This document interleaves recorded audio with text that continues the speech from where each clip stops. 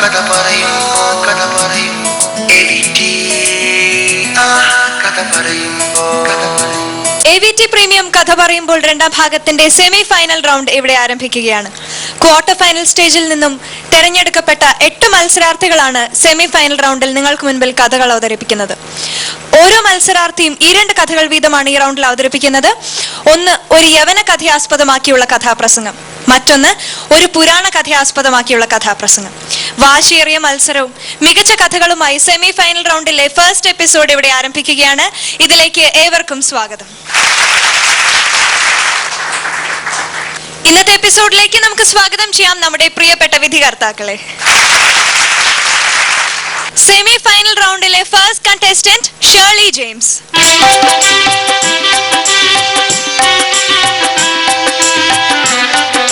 Hi Shirley. Hi. Semi final റൗണ്ടിലേക്ക് സ്വാഗതം. Thanks. Shirley ഏത് കഥയാണ് എടുത്തിരിക്കുന്നത്? ഉഷാപരിണയം. പുരാണ കഥയാണ്. ആദ്യം പറയുന്നത് പുരാണ കഥ. നല്ലൊരു പെർഫോമൻസിന് വേണ്ടി ഞങ്ങൾ എല്ലാവരും വെയിറ്റ് ചെയ്യാണ്. All the best. താങ്ക്സ്.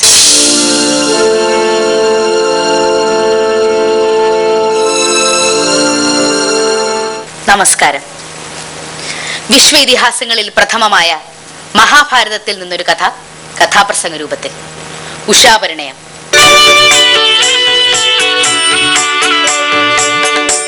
അസുരപ്രതാപിയും ശ്രേഷ്ഠനുമായ മഹാബലിയുടെ 100 പുത്രന്മാരിൽ അതിബലവാനായ ഒരാൾ ഉണ്ടായിരുന്നു, ബാണൻ. ശോണിതപുരം ആസ്ഥാനമാക്കി ഭരിച്ച ബാണാസുരൻ. അസുരപ്രതാപി മഹാനുഭാവൻ, മഹാബലി നന്ദനൻ ബാണശ്രേഷ്ഠൻ.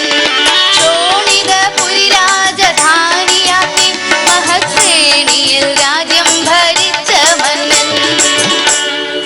ഐശ്വര്യം മർത്യരിൽ അല്പകാലമേ നിലനിൽക്കൂ. അമിതമായ ഐശ്വര്യം ചിലരെ മത്തുപിടിപ്പിച്ചേക്കാം. ബാണനും അത് തന്നെ സംഭവിച്ചു. ശക്തി പോരാ എന്ന് തോന്നിയ ബാണൻ തപസ്സിന് തീരുമാനിച്ചു. ഹിമാലയത്തിൽ ഗംഗാമുഖത്ത് കഠിനവും അതിതീവ്രവുമായ തപസ്. സംഹാരമൂർത്തിയായ പരമശിവനെ പ്രത്യക്ഷപ്പെടുത്താനുള്ള തപസ്. ഒടുവിൽ ശിവൻ പ്രത്യക്ഷപ്പെട്ടു. ബാണന് വരം നൽകി. ശക്തി പകരാനായി 1000 കൈകൾ നൽകി. മാത്രമല്ല, ശിവൻ തന്നെ ബാണന് കാവൽക്കാരനാകേണ്ടി വന്നു. അധികം താമസിച്ചില്ല. അമിതമായ ശക്തിയും സംരക്ഷണയും ലഭിച്ച ബാണൻ അഹങ്കാരത്തിന്റെ മൂർത്തിമത് ഭാവമായി മാറി. അയാൾ ആശ്രമങ്ങൾ വരെ തച്ചു തകർത്തു. സന്യാസിമാരെ ഉപദ്രവിച്ചു. നഗ്നരായി നഗരം ചുറ്റാൻ അവരോട് ആജ്ഞാപിച്ചു. തന്റെ ശക്തിയും സംരക്ഷണയും കൊണ്ട് അഹങ്കാരിയായി തീർന്ന ബാണനെ ദുഷ്കർമ്മത്തിൽ നിന്നും പിന്തിരിപ്പിക്കാൻ പരമശിവനൊരു ശ്രമം നടത്തി. ശിവന്റെ ഉപദേശം കേട്ട ബാണന്റെ ഭാവം മാറി. ശിവന് നേരെ തട്ടിക്കയറി. എന്റെ കാവൽക്കാരനായ പരമശിവൻ എന്നെ ഉപദേശിക്കാൻ വന്നിരിക്കുന്നു. വേണ്ട, ഉപദേശമൊന്നും എനിക്ക് വേണ്ട. ഭരിക്കാൻ എനിക്കറിയാം. പരമശിവനാണ് പോലും പരമശിവൻ. ചുടുകാട്ടിൽ കപാലം എടുത്തു നിൽക്കുന്ന താങ്കൾക്കെന്ത് ഭരണതന്ത്രം അറിയാം? താങ്കൾക്കൊരു ഭവനമുണ്ടോ? ഒരു ഭവനം പോലും ഭരിക്കാനില്ലാത്തവൻ ഒരു മഹാസാമ്രാജ്യം ഭരിക്കുന്ന മല്ലവനെ ഉപദേശിക്കാൻ വന്നിരിക്കുന്നു. വേണ്ട, എന്നെ അത്രയ്ക്ക് സഹിക്കുന്നില്ലെങ്കിൽ വാ, ആയുധവുമായി വാ. കുറെ നാളായി കരുത്തുള്ളൊരു ശത്രുവിന് വേണ്ടി ഞാൻ അലയുന്നു. എന്റെ ഈ 1000 കൈകളും ശക്തിയാൽ വിജൃംഭിക്കുന്നു, തരിക്കുന്നു. വരുന്നോ? ഒരു കൈ നോക്കാം. ഇത് കേട്ട് ഭഗവാൻ സ്തബ്ധനായി പോയി. ബാണാസുര, നമ്മൾ തമ്മിലൊരു മത്സരം വേണ്ട. എന്നാൽ നീ ഒന്ന് കേട്ടോളൂ. നിന്റെ ഈ അഹങ്കാരം ശമിപ്പിക്കാൻ ഒരുവൻ ഈ കൊട്ടാരത്തിലേക്ക് വരും. നിന്റെ കൊട്ടാരത്തിന് മുൻപിലെ കൊടിമരത്തിലേക്ക് നോക്കി നിൽക്കുക. എന്നത് മുറിഞ്ഞു വീഴുന്നുവോ അന്ന് നിന്നോട് എതിർക്കാൻ ഒരുവൻ ഈ കൊട്ടാരത്തിലേക്ക് വരും. ഓർത്തോളൂ. അവന് വേണ്ടി ഞാൻ കാത്തിരിക്കുന്നു. പക്ഷേ ബാണന്റെ കൊട്ടാരത്തിൽ ഒരു ശിവഭക്തയുണ്ട്. ബാണന്റെ മകൾ ഉഷ.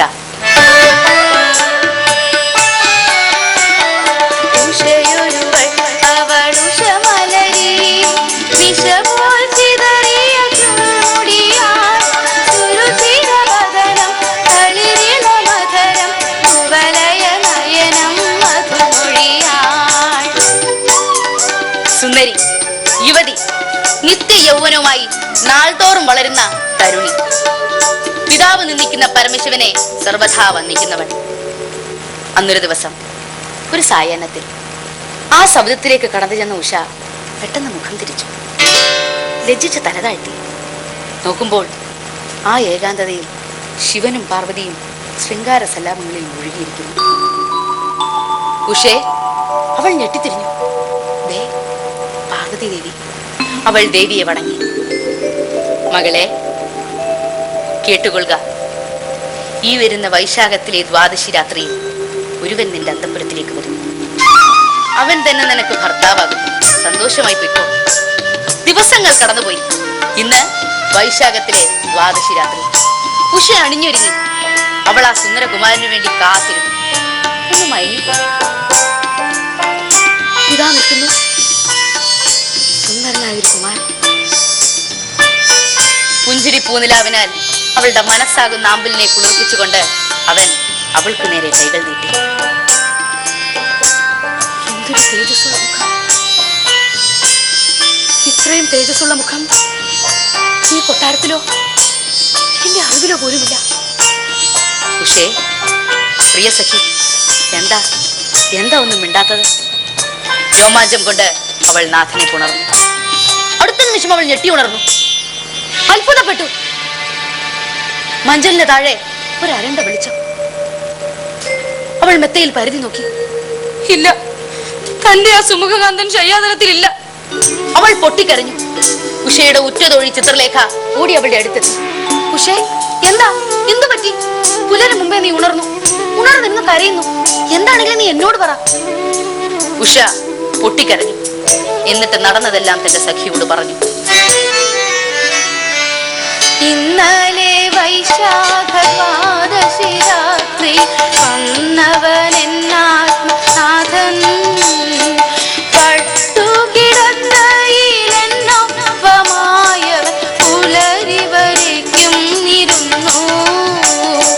നേരം പുലർന്നപ്പോൾ കണ്ടതില്ല എന്റെ നാഥനെ ശയ്യാതലത്തിൽ.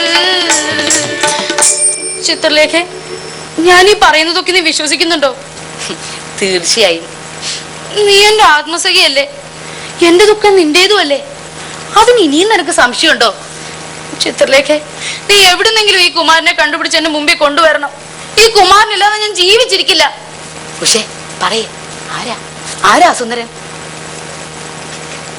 അറിയില്ല. പിന്നെന്ത് ചെയ്യും?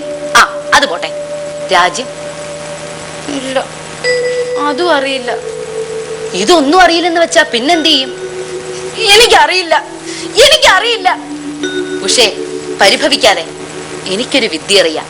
ക്ഷണനേരം കൊണ്ട് ചിത്രം വരയ്ക്കാനുള്ള വിദ്യ. അനവരതം ഞാൻ വിരചിച്ചിടാം അനവധി പുരുഷ ചിത്രം. അതിൽ നിന്നനുരാഗത്തിൻ കഥയിലെ നായകനാരെന്നറിയണം.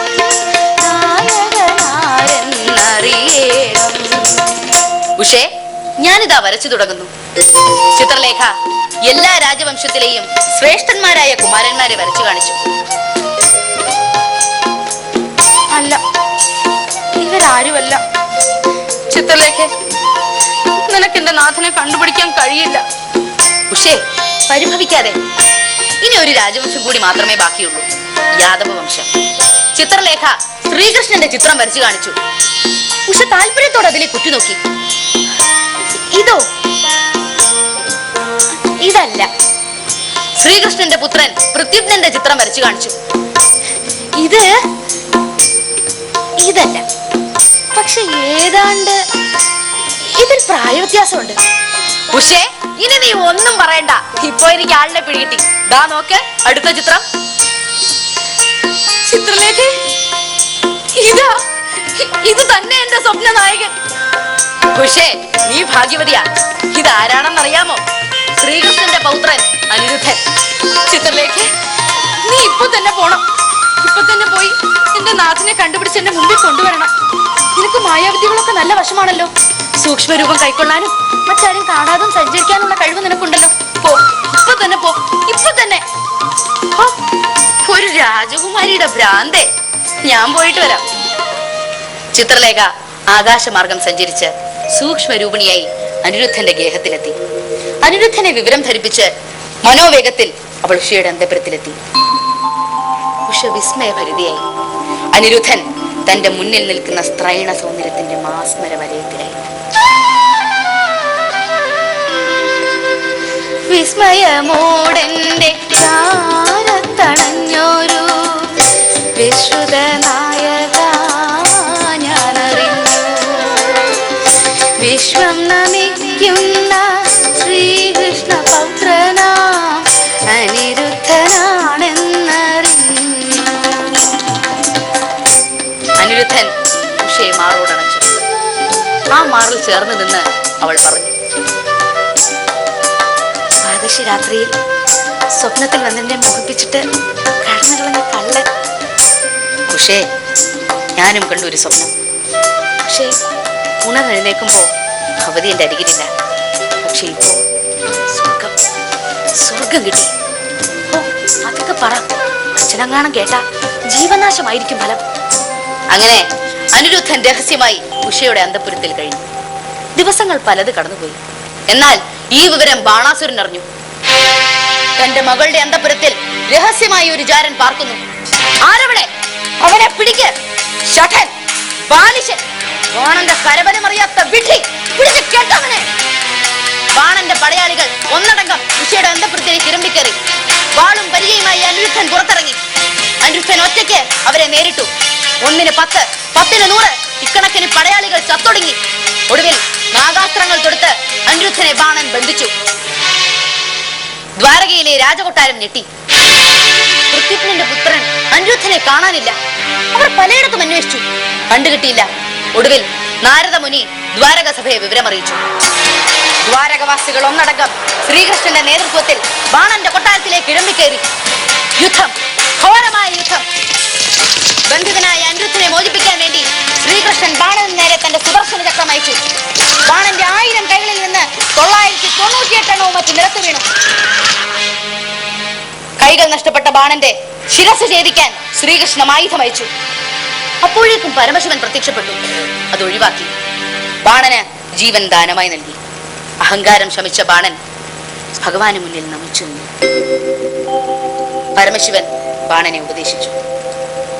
മകനെ, ഐശ്വര്യം വരുമ്പോ, ഐശ്വര്യം വർദ്ധിക്കുമ്പോ ഉന്മാദം കൊള്ളരുത്. വിപത്ത് വരുമ്പോ വിഷാദിക്കുകയും അരുത്. വരാനുള്ളത് വഴിയിൽ തങ്ങില്ല. പരമശിവ ഭക്തർ തികച്ചും പരിശുദ്ധരായിരിക്കണം. അതാ ഒരു പരിണയം, ഉഷയുടെയും അനിരുദ്ധന്റെയും പരിണയം. അണിഞ്ഞൊരുങ്ങി നമ്രമുഖിയായി ഉഷയ പരിണയ പന്തലിലേക്ക് കടന്നു വന്നു. വിധിപ്രകാരം അനിരുദ്ധൻ ഉഷയെ പരിണയം ചെയ്തു. ഉഷയൊരുവൾ അവൾ ഉഷമലരി നിശപോൽ ചിതറിയ ചുരുൾമുടിയാൽ സുരുചിരവദനം തളിരിളമധരം കുവലയ നയനം മധുമൊഴിയാൽ. ഉഷാപരിണയം അങ്ങനെ പൂർത്തിയായി. നന്ദി, നമസ്കാരം. കഥ പറയും കഥ പറയും കഥ പറയുമ്പോ കഥ പറയും. ജഡ്ജസിന് എന്താ ഫീൽ ചെയ്തെന്ന് ചോദിക്കാം. വസന്തകുമാർ സർ. ഷേളി നന്നായിട്ട് കഥ പറഞ്ഞു. ചിത്രലേഖ ചിത്രം വരച്ച് ആളിനെ ഇങ്ങനെ മെല്ലെ മെല്ലെ തിരിച്ചറിയുന്ന ആ ഒരു ഘട്ടം കുറച്ചുകൂടി ഭംഗിയാക്കാമായിരുന്നു എന്നാണ് എനിക്ക്. കാരണം ഈ കഥയുടെ ഏറ്റവും സൗന്ദര്യവത്തായ മർമ്മം അതാണ്, ആ കാമുകനെ തിരിച്ചറിയുന്ന ആ രംഗം. അത് കുറച്ചുകൂടി ശ്രദ്ധിക്കാമായിരുന്നു. മൊത്തത്തിൽ നന്നായിരുന്നു. Thank you sir. Tanuja ma'am. Shirley തരക്കേടില്ലാതെ കഥ പറഞ്ഞു. ഷേളിക്ക് ശരിക്കും ഇതിന് നന്നായിട്ട് കഥ പറയാൻ പറ്റും എന്ന് തന്നെയാണ് എൻ്റെ ആദ്യത്തെ അഭിപ്രായം. ഇത്തവണ കുറച്ച് എനർജി ലെവൽ കുറച്ച് കുറവായിരുന്നു. നല്ല ടെൻഷൻ ഉണ്ടായിരുന്നു ഇത്തവണ. ഷേളിക്ക് ഇത്രയും ടെൻഷൻ സാധാരണ ഇല്ല. ഇത് ഫൈനൽ സ്റ്റേജ് ആയതുകൊണ്ടുള്ള ടെൻഷനാണെന്ന് എനിക്ക് തോന്നുന്നു. പല വാക്കുകളും ഒരു ഭരണം പോലും എന്ന് പറഞ്ഞു അല്ലേ, ഒരു ഭവനം പോലും എന്നുള്ളതിന് തിരുത്തി പിന്നീടത്. എന്നാലും ഫൈനൽ സ്റ്റേജിലൊന്നും അതൊന്നും അനുവദനീയമല്ല അല്ലേ. അപ്പൊ ഇനി ശ്രദ്ധിക്കണം, കോൺഫിഡൻസ് ലെവൽ കൂട്ടണം, ടെൻഷൻ ഇല്ലാതെ പറയണം. എന്തായാലും ഇതുവരെ വന്നില്ലേ, ധൈര്യമായിട്ട് ഇനി കഥ പറയണം കേട്ടോ. Thank you ma'am. Vijayaraghavan sir. Surely വലിയ കുഴപ്പമില്ലായിരുന്നു, പക്ഷെ കുറെ കൂടി നന്നായിട്ട് പറയാൻ ശ്രമിക്കണം. അതായത് പാട്ട്, ശ്രുതി പ്രശ്നമുണ്ട്, എപ്പോഴും ഉണ്ട്, ഇപ്പോഴും ഉണ്ട്, അത് മാറ്റിയിട്ടില്ല. പിന്നെ ഈ കഥ പറയുന്നത് ഞങ്ങൾക്ക് പ്രേക്ഷകർക്ക് വേണ്ടിയില്ല. ഇത് ഞാൻ പലപ്പോഴും പലരോടും പറഞ്ഞിട്ടുള്ള വാക്ക് തന്നെ, ഒരു ത്രോ വേണം, നിങ്ങളിൽ നിന്നും ഞങ്ങളിലേക്ക് എത്തണം. അത് ചുമ്മാ നമ്മൾ മുറിക്കാതിരുന്നുകൊണ്ട് കഥ പറയുന്നവരല്ല. ഇപ്പോൾ ഒരാൾ അടുത്തടുത്തൊരു അച്ഛനും അമ്മയും ഉണ്ടായിരുന്നു, അച്ഛനും അമ്മയ്ക്ക് അത് അടുത്തടുത്തിരുന്ന് പറയുന്ന കാര്യമാണ്. നമ്മൾ ഈ പ്രേക്ഷകർക്ക് വേണ്ടിയല്ലേ പറയുന്നത്, അതിൻ്റെ ഒരു ത്രോ, അതായത് എന്താ പറയുക, നമ്മൾ അവരിലേക്ക് എത്തിക്കണം. അതിൻ്റെ നമ്മുടെ ധർമ്മമാണ്. അപ്പോൾ അങ്ങനെ എത്തിക്കേണ്ട, അതിന് വേണ്ടിയിട്ട് ചെയ്യേണ്ട കാര്യങ്ങളെന്ന് വെച്ചാൽ കുറച്ചുകൂടി എനർജി ലെവൽ ഉണ്ടാവണം. മനസ്സിലായോ? പിന്നെ സ്പീഡ് കുറച്ചും കൂടെ കുറച്ചാൽ അത് എളുപ്പമാണ്. അപ്പം അങ്ങനെ മൊത്തത്തിൽ കഥയ്ക്ക് ടെമ്പോ സൃഷ്ടിക്കാൻ പറ്റണം. ഇപ്പോൾ എവിടെ തുടങ്ങിയാലും ഒരു ഏറ്റയിറക്കങ്ങളൊക്കെ വേണം. ഇത് ഒരേപോലെ ഒരു ഏകദാനത ഫീൽ ചെയ്യും. Thank you sir. Suraj sir. Shirley ഭേദപ്പെട്ട രീതിയിൽ കഥ പറഞ്ഞു. നല്ല പാട്ടുകളുള്ള കഥയാണ്, പക്ഷെ നന്നായി പാടിയില്ല എന്നാണ് എനിക്ക് തോന്നിയത്. ഉഷയൊരുവൾ ഉഷമലരി എന്ന് തുടങ്ങുന്ന പാട്ട് ആദ്യം നന്നായി പാടി, പക്ഷെ കഥയുടെ അവസാനത്തിൽ അത് തുടങ്ങിയത് തന്നെ ശ്രുതി ഔട്ടിലായിരുന്നു. പിന്നെ തുടക്കത്തിൽ ശിവനും ബാണനും തമ്മിലൊരു സംഭാഷണമുണ്ട്. അത് ഒരേ വശത്തേക്ക് തന്നെ നോക്കിയിട്ടാണ് ഷേർലി പറഞ്ഞത്. കഥാപാത്രങ്ങൾ വ്യത്യസ്തമായിട്ട് അവതരിപ്പിക്കുന്നതിന് അത് രണ്ട് വശത്തേക്ക് നോക്കി ചെയ്തിരുന്നെങ്കിൽ കുറെ കൂടി ഭംഗിയാകുമായിരുന്നു. അഭിനയം കുറെ കൂടി നല്ല രീതിയിൽ അവതരിപ്പിക്കാമായിരുന്നു. Best wishes. Thank you sir. Shirley, ഇപ്പൊ കുറച്ച് എന്തെല്ലാമോ പ്രശ്നങ്ങളൊക്കെ ഉണ്ടായി. ഈ റൗണ്ടിൽ തന്നെ ഒരു പെർഫോമൻസും കൂടിയുണ്ട്, അതൊക്കെ അതിൽ ശരിയാക്കിയാൽ മതി. Vasanthakumar sir, out of 25. 19. Tanuja ma'am. 20. Vijayaraghavan sir. 18. Sooraj sir. 18. Shirley ജെയിംസിന്റെ പുരാണ കഥയ്ക്ക് ലഭിച്ചിരിക്കുന്ന ടോട്ടൽ സ്കോർ 75 ഔട്ട് ഓഫ് 100. കഥ പറയുമ്പോ എഡിറ്റ് കഥ പറയുമ്പോ